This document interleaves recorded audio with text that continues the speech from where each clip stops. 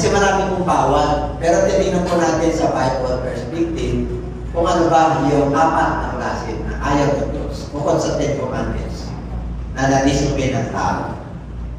Kayo ba'y nakahanda na? Palakpakan mo natin ang ating Diyos. Palakpakan natin ang tao. Palakpakan natin ang tao. Na nakarating po tayo sa templo ng Diyos. Yung binasa po natin, 1 John 2:15. Do not love the world. Pag sinabing word, dito po tayo nakatira sa mundo ito. Bakit naman ayaw ng Lord na mahalin natin ang mundo ito? Kasi po, may layunin ng Diyos. Kasi alam ng Diyos na limitado lang yung time natin dito. Kaya huwag tayo mag-focus sa mundo ito. Paglaanan natin ang pansin, yung buhay na walang hanggan. Dahil eternal. Yung eternity. Amen po? Kaya nais ng Lord na yun ang pagkamat tayo po ay may kanya-kanya pinagkakalahan. Kasi we can manage our own time. Yung oras natin po, hindi tayo, binigyan po tayo ng Lord na maglaan ng panahon. Para sa pagsunod sa mga bagay na ito. Hindi niya pinagkait yung grasya ng Diyos. Yung pagpapala ng ating Panginoon. Kaya dito po, word ang pinaka-keyword. Ano yung nasa mundo nito? The things. The things that are in the world. Ano ba yung mga bagay na nasa mundo nito? Very common po. Alam na po natin yung mga bagay. Pero ito, laliman po natin. Kasi dito tayo mag-focus. What are the things that are in the world? Okay? Anyone who loves the world, the love of the Father is not in him.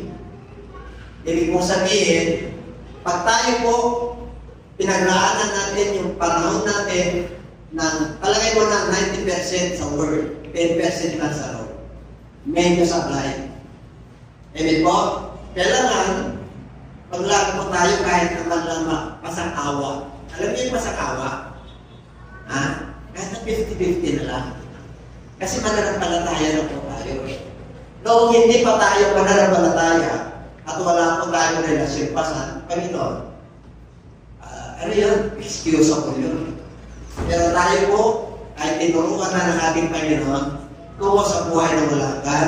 Tayo po ay ginawa niyang anak sa kabila ng ating mga kainan at mga kapagpakan sa buhay, mga kasalanan po, at nilinis po tayo ng ating Panginoon at ginawa niya tayo anak.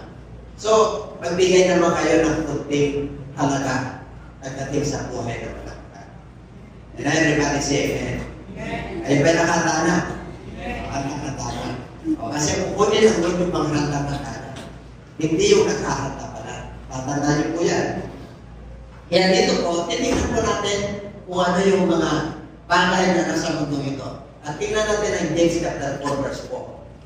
Basahin po natin ang James chapter 4 verse 4.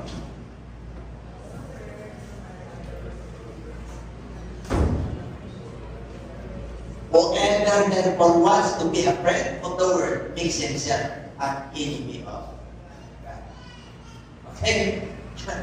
Ang sabi ron, kayong mga adulterers, mga lalaki at babae, mga kalunya, ibig sabihin, nakikipamuhay kayo sa mundo nito. Nakapokus kayo sa mundo nito. Anak ko na kayo. Pero mag-isip niyo pa, para kayo hindi tinako ng Diyos. Yun ay ibig sabihin ng Lord eh. Amen po? Ang anak ng Diyos, if anyone in Christ, he is a new creation. All things are passed away. Lahat ng dati po natin, pag-isip, binago ng Diyos yun, kahit napapano, di po ba? Depende yan sa relationship natin at pag-lilipon natin sa Lord. Kaya sabi niya, kung ikaw daw, lalaki at babae, do you not know that the friendship with the world is enmity with God? Panikipag kaibigan ka raw sa mundo ito, ay kaaway ka ng Diyos. Ang tindi nun na. Ang ibig pa sabihin, hindi na tayo pwedeng gumawa ng mga bagay sa mundo ito. Dito tayo sa mundo ito eh. Hindi tayo exempted sa mga nakikita natin kasalanan. Di ba? Nakikita po natin, kasalanan, yung tukso. Nakikita natin. So, nasa mundo tayo. Pero tatandaan nyo, sinabi ng Lord, ang mga matatalinong anak ng Diyos ay nasa gitna ng mundo, pero sila ay matatalino. Ibig po sabihin, ang demonyo ay matalino rin. Kaya tutuksoin ka niya.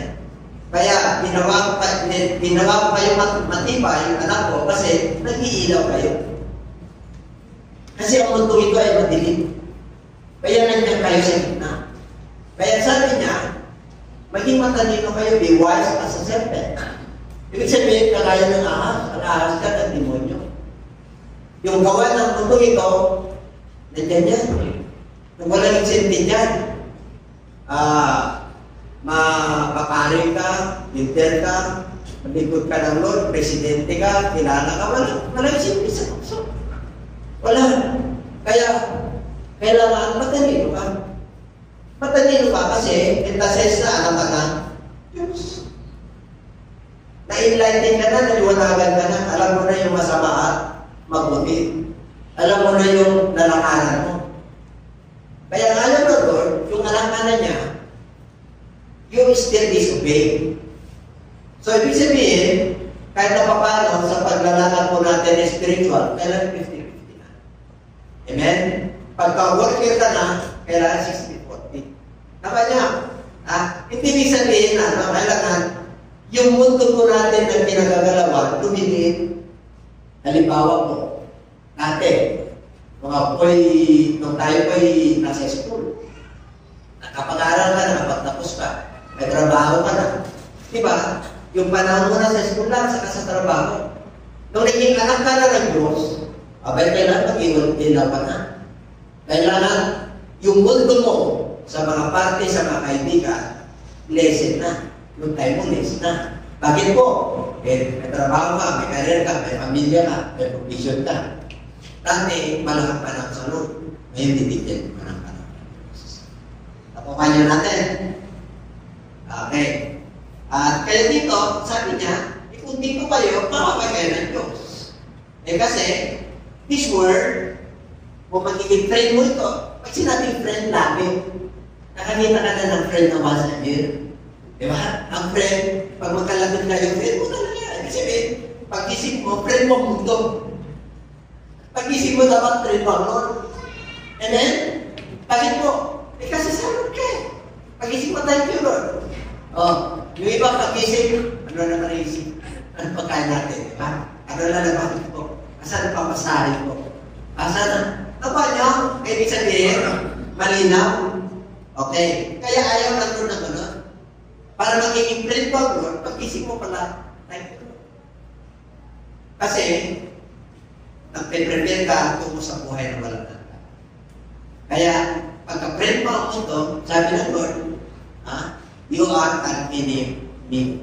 Sino gusto ka ganyan? Hindi ka magmagawa ng hanapin ko, Mananampalataya din ito. Hindi mga anti-leader.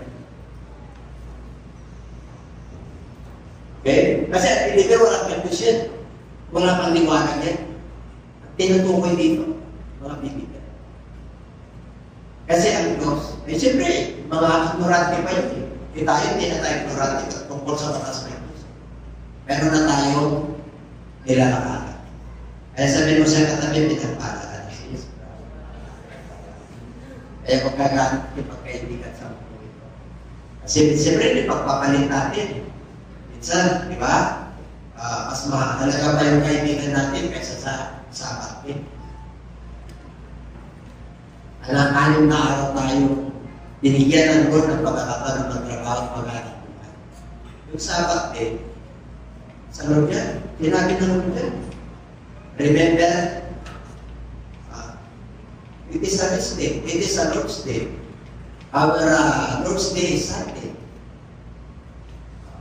Bukod sa araw na is-UN para sa anak na Diyos. It's our Sunday an appointment to the Lord. Amen? Okay, so, ang pag-aralan natin, what are the things that are in the Word? Number one, Basahin natin what are the things that are in the Word. Lust of the flesh, lust of the eyes, and pride of life. Okay, tatalakayin po natin yan. Pag sinabing lust, it is the desire of the flesh. Desire. Yung gusto ng laman mo. Ang pagpunta sa gawain ng Diyos, ayaw ng laman. Ayaw maaway ng Diyos ang laman.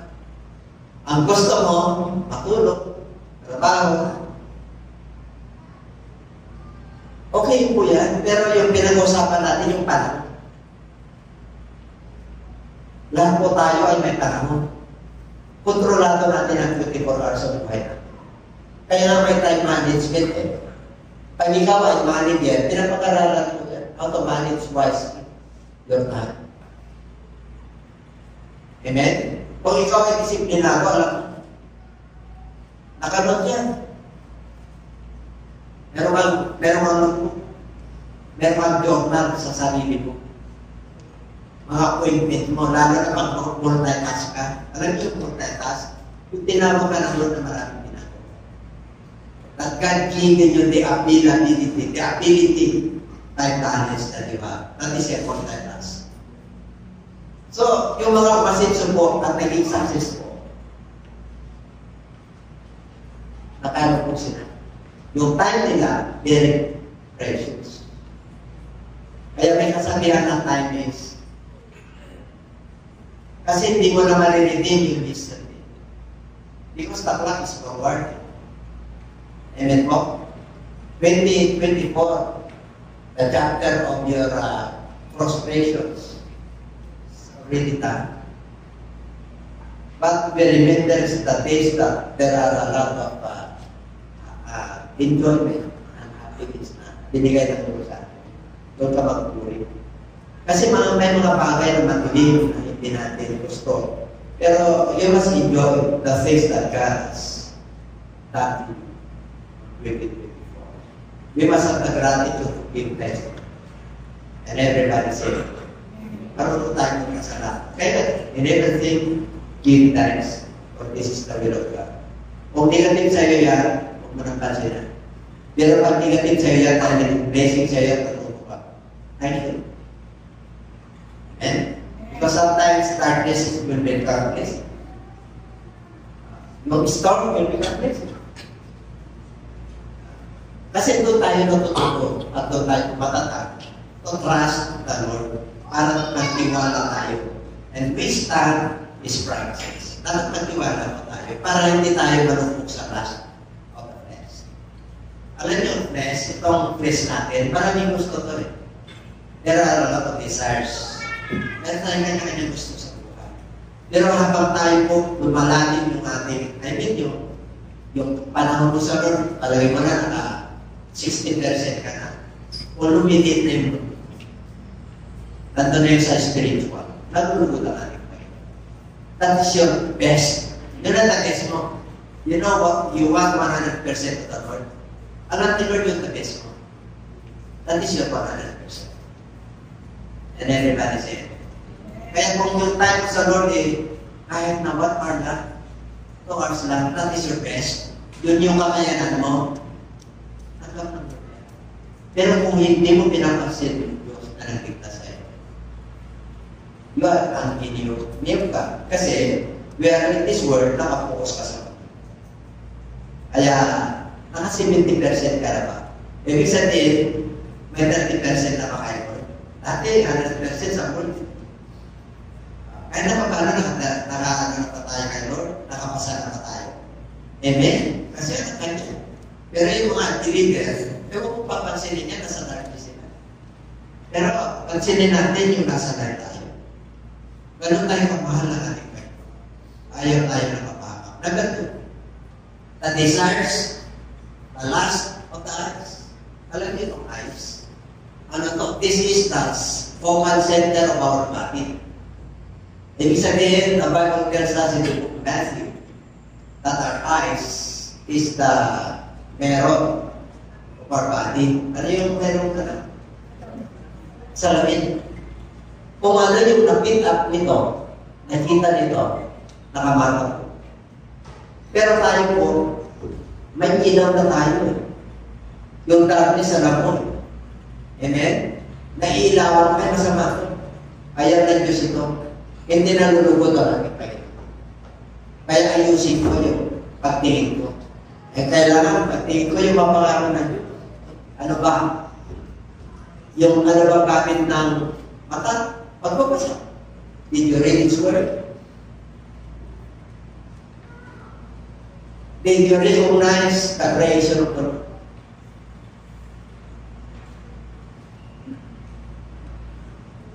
Or nakapokus ka lang sa mga bagay na how about the things that are spiritual? Amen?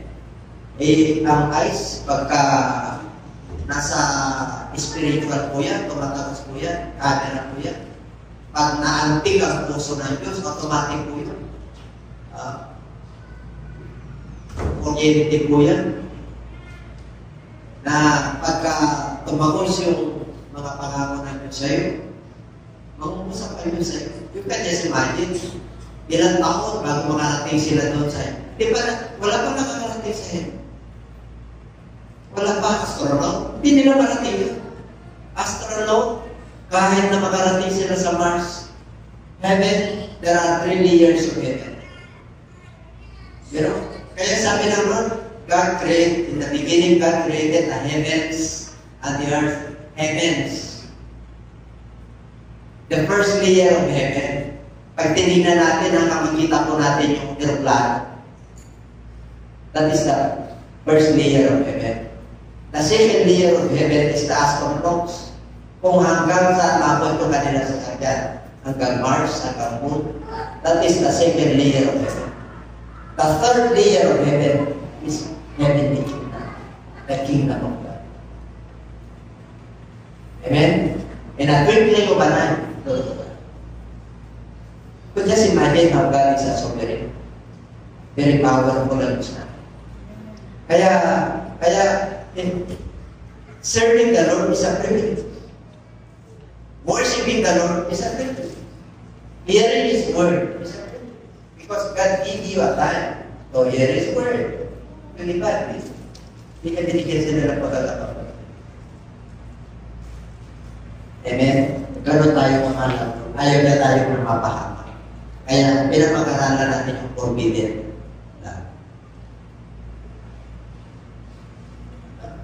Ano ba? The pride of life. Ano ba yung pride of life?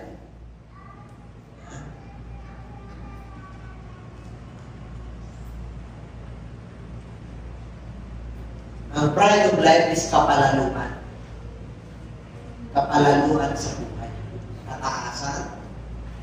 At tingin mo sa sarili mo, you are more or greater than the others. You want to be lifted up by God, then you must be up. Sinabi na Lord yun. Then everybody say it. Kasi lahat po ng tumataas, ang tendency niyan, bababa. Mayroon lang tayong peak, pinaka-peak ng pagtaas. Kasi nandito pa tayo sa lupa. Bababa at bababa. Amen? Kaya pag tayo po ay pinagpala sa ating mga karera, sa ministry, o anumang bagay, sa buhay natin, business, yaman, o pagpapamilya, bababa. Ang ibig sabihin, paglalayo ka, just remain up. Kasi bababa at bababa. Tingnan mo na sa purport tayo, di ba? Bababa at bababa. Tingnan mo yun nasa aeroplano. Bababa at bababa. Tingnan mo yung mga astronaut. Bababa at bababa. Kasi may pahit. Pero pag wala kang pahit, ang tama-tama na. Huwag kang magkalala. Yung lifestyle, sinasamahan ko para kumababa ko. Yung iba nakalala, hindi ako kumain yun, pero parang gusto ko. Sino sa mga na ni Lord? Para hindi makapag-reply ko sa kanya. Naman na. Ganon tayo kapag-reply. Kaya yung pride of life na yan, ako ang dami yan. Diba? Daming pride. Yung pride na yan, ay grabe. Magkaroon ka lang ng ng gamit. Diba? Hindi. Kayo ba'y naniniwala na ang yaman sa mundo ay nakakapagbago ng ugali ng tao? Kayo ba'y naniniwala kapante yung karir? Okay, puro matrid ka na. Iba na yung level mo. Diba? Nakakapagbago ba sa tao yan? Matindi. Opo. Kaya mag-iyon kayo. Pag kayo may naniniwala, panigwa ko ang maganda. Nakakapagbago ba yan ang image mo? Ha? Oo. Pagka may kutsari ka, nakakapagbago ba ng image mo? Tsaki. Gusto ko yun ng tsaki. Ang paano namin, hindi ka papansinin. Diba? Tsaki naman, pasora. Kaya nung pinili ko si pastora, 24 lang ako. Kasi tsaki naman. Pero tsaki yun. Silabang sila. Kasi marami ng pagkain. Pero yung katindi ko, diba? Sinabi na tukto yan. Pag overweight ka ay, masabi yan. Kaya, lalo na pag-sipon. Mga kapatid. Pagkakahawak mo. Oo, kahit na nabigay sa'yo na doon, bigyan ka ng magandang sasakyan, hindi mo. Sa'yo, glory. Binigyan ka ng bahay, thank you, Lord. Binigyan ka ng bike, dati wala kang bike, thank you, Lord. Amen? Dahil kang masaluhan ka sa Lord eh. Yung kalusukan nga lang natin, hindi na tayo pupunta ng hospital. Sino pumunta ng hospital na hindi na pumunta ng hospital na nakabisita ng hospital ng buong taon ng 2024? Taas naman. Ulitin ko, yung hindi bumisita sa hospital, ibig sabihin hindi ka nagpagamot. Yung nagpa-check up, okay lang. Kasi check up eh. Yung pumasok ka sa hospital, na talaga may sakit ka, sino? Yung hindi na-confine. Yung hindi na-confine. Na-confine kayo lahat. Ito. Yung hindi na-confine, yung hindi pumasok sa hospital na ilang araw ka roon. Sige nga, gusto ko makita. Kasi alam niyo, gusto ko makita kasi maganda to. Sa totoo na, huwag kayo mag-aral. Mas marami. Ibig sabihin, yung hindi ka lang na hospital, blessing na yun. At yung mga na-hospital naman, at nakuhaan. Tawa nyo! Kasi marami nang pumunta sa hospital, hindi na bumalik. Nandun sa punerarya. Wala palang pinag-bilis na eh. And everybody say amen. Pagpunta mo ron, sumakit tayo tayo mo. Hindi sabi ka, stage 4 na pala. Totoo po yun. That's real talk. Pero, anak ng Diyos, provision. Sino ba provision ng Lord sa atin? Amen? Number 2. Ano ang ayaw ng Diyos? Lover of pleasure. Number 1, lover of this world. Yung lover of this world, in-identify last, desires of the flesh, desires of the eyes, and the desires of the private life. Number 2, lover of pleasure. Traitors, in-strong, ay tigas ang ulo, mga magkakadulo, holding, atas, lovers of pleasure rather than lovers of God. Ano ba yung mga pleasure? Ang daming libangan. Ang dami. Bakit pinagtulutan na maraming libangan ng tao? Kasi punong-puno ang tao ng alalahanin. Pero huwag kang magbabad yan. Amen? Pag pumunta ka na ng Shumar at napagastos ka, ingatan mo. Kasi pag pumasok ka ron, kapag yun, pwede ron, maglipag ka lang, iyan ka na gano'n. Ayaw mo maraming namamasyal to na walang patin. Kayo ba naniniwala ron? Para press sila, para malipag sila. Pero huwag kang magbabad dyan. Ang gawin mo, punta ka sa gawain ng Lord para magkaroon ka ng magic mark. Tawa nyo, ang ibig kong sabihin, ang pagpapala ay galing sa pwede yun pag di ba kapaminsan-minsan. Pero pag inubos mo yung allowance mo, at papunta ka roon, ay diba? Hindi masama pupunta ng suman kahit na araw-araw.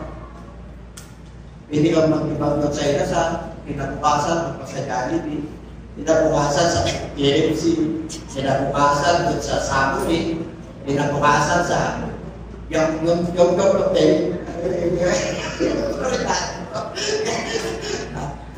After 1 month, pagpapili ka na. Nakal nyo. Kaya huwag kayong masyadong magpapal sa lesson. Nakal, bakit ako pinili ng Diyos? Hindi dahil sa mga. Nakal nyo? Ang pipiliin ng Diyos yung panghilingan. Ang pipiliin ng Diyos yung hindi kilala. Yung value namin wala sa mapa. Pag pumunta ka ng Pangasinan, wala. Pag pumunta ka ng Bulinaw, makikita mo ng Kulang. Bulinaw din. Kasi isda lang na Bulinaw. Di ka kailan, baka Lord ang nagpagkilala yung mahina para maging malakas. Para mamahiya yung marunong. Hindi ako marunong sa mundo nito. Pinahulong ako ng Lord sa bagay ng Espiritu para mamahiya yung marunong mo sa mundo. Amen? Kaya kayo, huwag kayo mag-alala pag mahirap. Pinaghaharya kayo. Sino pinakaharya ng Diyos? Sino yung mahirap pagharya? Kaya hindi ka pinagkaya. Sino gusto niyo ba? Wala na. Kasi mahirap pagharya na. Ako gusto ko. Bakit po? May para sa ministry. And then, kasi ako na yung kaibahan sa mundo ito. Hindi na ako magpalago ang walang and then, kaya paliwala ko bakit po? Nandyan ka, nakating ka, natutulog ka. Nag-observe ba? Pag yung sabi na pagtinig na niyo si Rosalie, wow, wow. Kilala niyo si King Palusan? Lahat nasa kanya. Isang araw, kanya tinignan niyo yung palasyo. Ginawa siya ng loob ng 7 years na mahabang na po. Yung kanyang palasyo, wala nang tao. Siya na lang ang tao, pinapakain na lang siya para kain. Nawa na? Pero after 7 years, nakanto niya yung Diyos na nagilan na nagbigay sa kanya ng karya. Anong balik po kanya? Pag-isip. Pag-isip, hayop siya. Kaya wala na. Iniwan siya. Kasi nga, ang tayot niya eh. Iwaran na rin ako pag sinilot. Ay, kaya hindi na ito. Bakit? Baka mamaya, kilala mo ang Diyos mo eh. Kilala mo na ang Diyos. Ipinagpapalit mo pa sa yaman sa mundo ito. Kilala mo na ang Diyos. Pagsaya mo ito sa Amen? Kasalanan is kasalanan. Amen? Regarding siya. Okay? Kaya, sabi mo sa sarili, hindi na ako makasabi. Wala kasi sa sarili. Yan ha.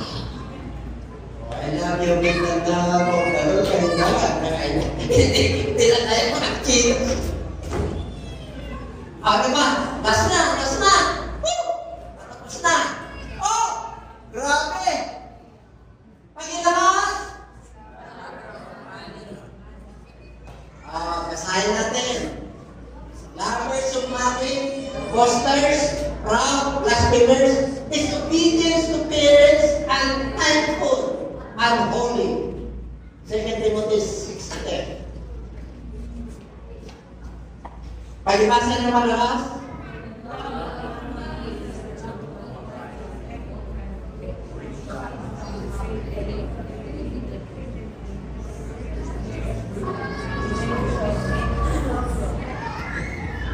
Diba?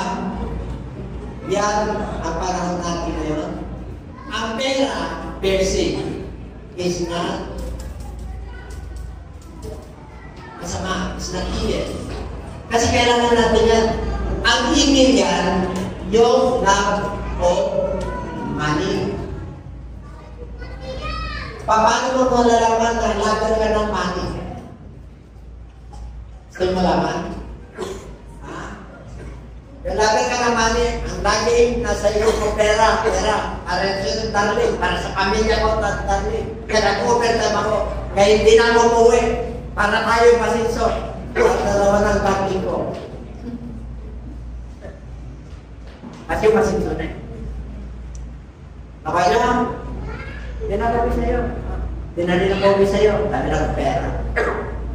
Puro negosyo, wala nang panang sa loob. Wala na rin panang sa pamilya ko. Wala na rin ang panang sa sarili ko. Kasi, lover of money. Pwede ba rin yung mahirap magiging lover of money? Pwede? Gusto yung malaman? Pare, pag-isip mo ka lang rin. Pag-isip mo, saan tayo nakakuha ng pera? Kaya alam mo naman, tama na yung laro. Lagi mo tatanungin. Pagkatapos nun, sana makatiso na ng pera. Uy, ito na po. May pera yun. Lalagyan ko ng yung pera, unan ko, tingko 1,000. Para magpantinipan ko siya. Tatlo yun siya. Alimutan ko rin ako. Hinulog sa pera, kasi akila na. Akila na kayo eh. Paano na, yung 1,000 natin, akila na niya. Kasi na, medyo na, yun. Kasi na, titignan ko doon yung piso, yung 1,000 ko. Kasi yung 1,000 ko ngayon, akila na. Ay, nawawa na. Amen? Sige. Wala kong parating na 1,000 sa'yo. Habang napapatigil, nagawa ko yung lalong lumalayo sa'yo. Bibili ka mo. Habang gusto mo sa isang bagay. Tapos talagang wala tayong pera eh. Wala tayong kumara rin. Wala tayong pera eh. Pero pag hindi pa kayo pera. Kaya, ano ka siya pera? Kaya yung mukha niya, hindi kayo nyo. Alam niyo mo yung mukha, mapawawala na yung nag-direct orange. Question. Hindi na mukhang pera. Tama niyo? Ayaw ng Lord ang puro pera. Gusto ng Diyos. Bigyan naman tayo ng para. Gusto ng Diyos hindi rin sarili natin. Hindi lang sa mundo ito. Apat po yan. The love of His Word, the love of yourself, the love of money, and the love of pleasure. Who are the lovers? Yung lovers sa mundo. Sino ang lovers sa mundo? Masama. Diyan na tayo. Kasi forbidden na, ito yung gusto ng Lord. Gusto yung malaman? Para makalagpas tayo dyan, para may iwasan tayo dyan. Palampakan natin. Yes! Hallelujah! Thank you, Lord! Alas ko siyempre na. Dahil na yun pa. Dami mga kapatid. Yung isang, kung natulog ako sa gym, natumuros ng preacher pastor. Hindi sila inantok. Nagtaka ako, makita ko ng pilo. Sinantok pa yun. Hindi totoo. Ako kulang pa ako siguro ng pilo. Kaya respond kayo. Ng 45 minutes lang, kaya yung pilo. Pilipina po. Alam niyo po, kung pagka-inspired at may natutunan pa. Alam niyo na, kasi wala tayong schedule. Hindi tayo yung church na pagdating dito, 8:30. 9 o'clock. Wala tayong schedule eh. Pagdating natin dito, 9, 10:30. Pero siya yung church. Pero siya yung schedule. Ito yung preacher, ito yung invocation, ito yung prayer. Di ba meron? Meron sila yung schedule, meron sila yung oras. Meron. Gusto nyo ba? Ano yung may oras ako? Diba? Maganda yun? Hindi totoo. Pero, hindi tayo gano'n. Ang design ng church ay nagpapase sa Holy Spirit. Kaya tatandaan nyo, pag isang oras tayo, 45 minutes or 30 minutes, ibig sabihin nakakain na kayo usap tayo. Hindi tayo, sa oras, titignan natin nasa kain. Ito, may gano'n. Pero pagka medyo na-inspire ng usap, okay mo. Kaya lang yung sinasabi, magkakapagod. Nakakita na kayo ng professional doctor. Matutulong yung gusto dyan. Nakita na kayo. Hindi pa. Pag-isip yung estudyante, bakit ako bumaksak? Patanong nyo, anong nagpindihan mo yung sakit natin? Ganun ba? Meron ba doon? Wala tulad. Ibig sabihin, pag Diyos ay kumplitos. Very balanced. At huwag natin purasan ang presensya. Parapakan natin. For the love of money, ang pag-ibig sa pera, sa lapit, dollar, yen, Singaporean, Philippine peso, is a root of all kinds of evil. Ugat ang lahat ng kasamaan. Kaya yung mga iba, yung mga dating mananampalataya, nawala na. Kaya may naniniwala ron. Yung isyo, kaya nawala na yung iba. Bakit? Dahil sa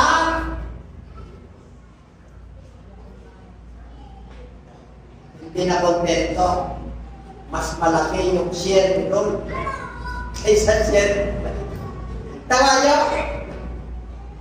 All issues in the government, in the community, in the family, and even in church is money.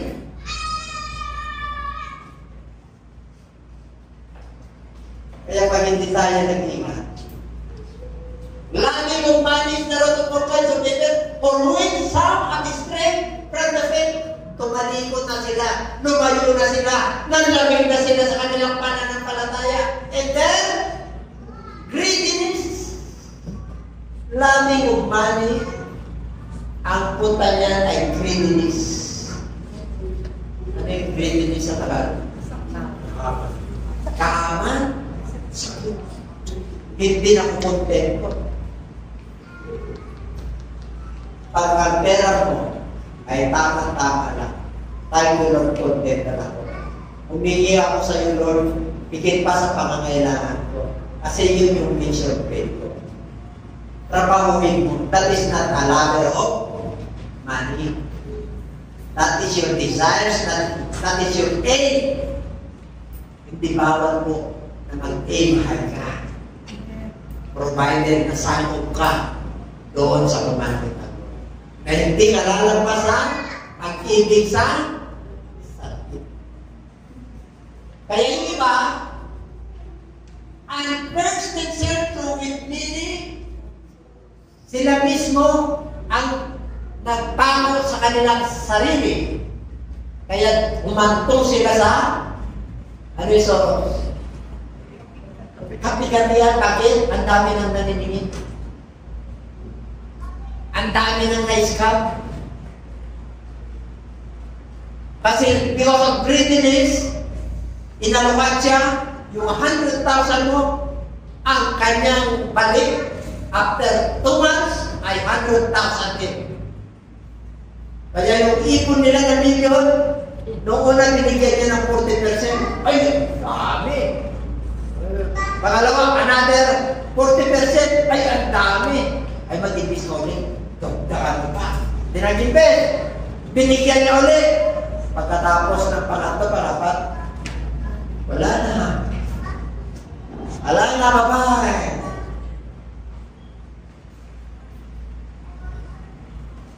Pinag-aralan na nila yun. Pinapatinan ka na. Kasi gusto mo, yung 1 million mo, kikita ng 1 million na overnight lang. Everybody say it. Kaya, marami nang natusok sa kanya ng sarili. Ang sakit.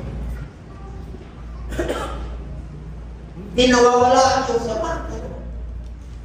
Hindi nawawala because of pagkalaman ko. Now, anong ginawa ng Diyos para maiwasan natin? Kasi malaman, talapakan natin ang Lord. Hallelujah! Amen! Dahil sa sobrang pag-ibig ng Diyos sa sangkatawan, ibinigay niya yung kanyang pupungan para hindi ka mapama.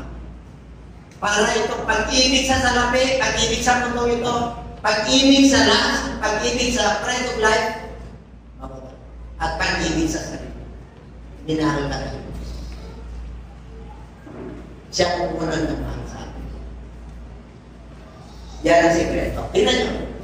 Kung ang kanina forbidden lahat is disobedience, ang love talaga na hinapit na ito. Disobedience. Ang gawa nyo, obedience. Tingnan nyo. Ito, para hindi ka mapahama, magkaroon ka pa ng buhay na wala ka. Number 2, true love. Kasi forbidden love kanina, di ba?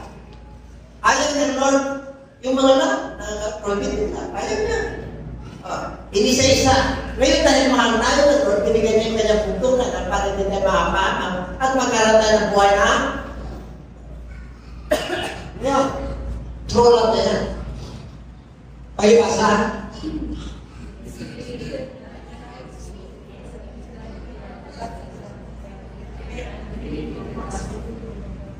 Di ba nagsisip tayo? Di ba nandito na tayo?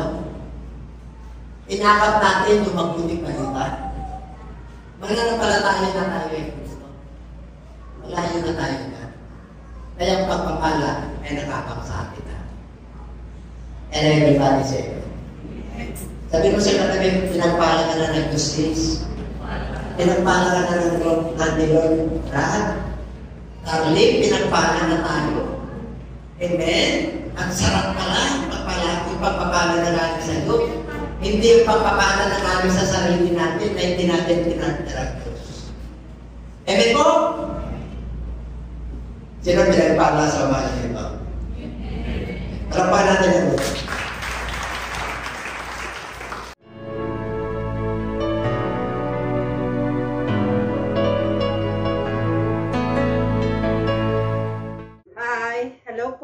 Sa lahat po, Happy New Year po sa atin at lalo-lalo na po sa ating mga viewers dito po sa JCLGAA. Maligayang bagong taon po sa inyo. Naway patuloy po tayong pagpalain ng ating Panginoon. Salamat po sa Diyos at patuloy po niya tayong binibigyan ng buhay, kalakasan upang tayo patuloy na magpuri at magpasalamat sa ating Diyos na buhay. At sa araw pong ito, mga kapatid, sa lahat po na mga sumusubaybay dito po sa ating programa, malaya niyo pong tanggapin ang ating Panginoon bilang tagapagligtas.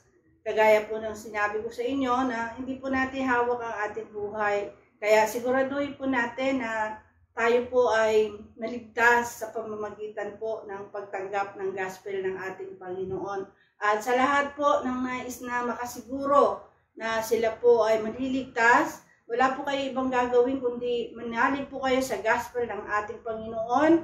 Subukan nyo po at gawin po natin na ito ay maging totoo sa ating buhay. Kaya sa lahat po, nayayahan po namin kayo na sumunod po kayo sa maikling panalangin ng pagtanggap sa ating Panginoon upang tayo po ay makalapit ng malaya sa ating Diyos na buhay. Lahat po ay nanyayahan po na sumunod sa maikling panalangin ng pagtanggap. Ipikit po natin ang ating mga mata, itaas po natin ang ating dalawang kamay, at sumunod po kayo sa maikling panalangin.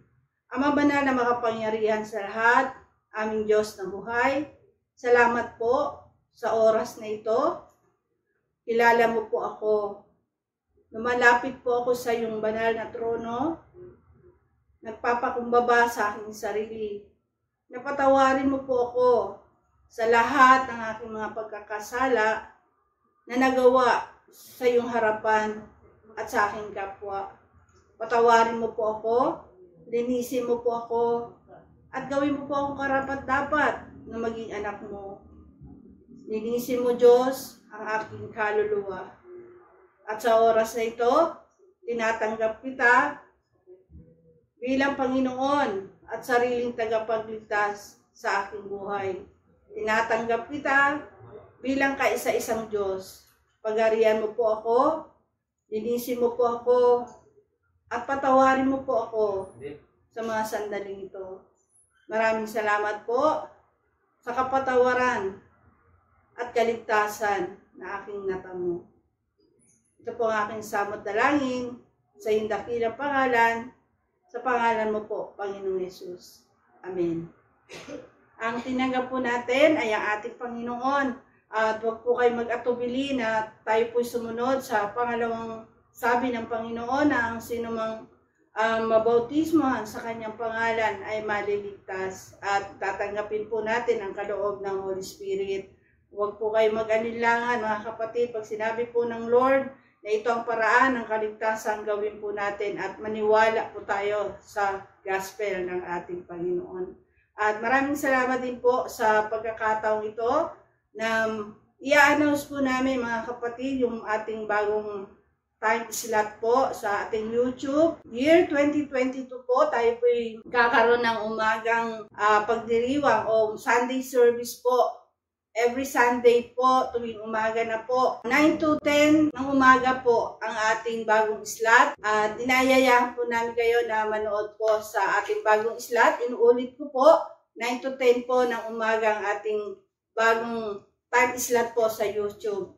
Manood po kayo sa ating programa dito po sa JCLGAA at tayo po ay patuloy na mapagpala ng ating Panginoon. Maraming salamat din po sa lahat po ng ating mga kapatiran at sa lahat po ng ating mga viewers na walang sawang sumusuporta sa gawain ng Panginoon. Pagpalain po kayo ng ating Panginoon. Salamat po at tayo po ay sama-samang manalangin sa Panginoon na ang taon na ito, year 2022, iba yung pag-asa, iba yung kasipagan, iba yung pagbangon, mga kapatid, at iba yung kalakasan at buhay ang ibibigay sa atin ng Panginoon. At tayo po'y patuloy na magtiwala sa ating Diyos sapagkat God is good all the time. Salamat po ng marami. God bless us all.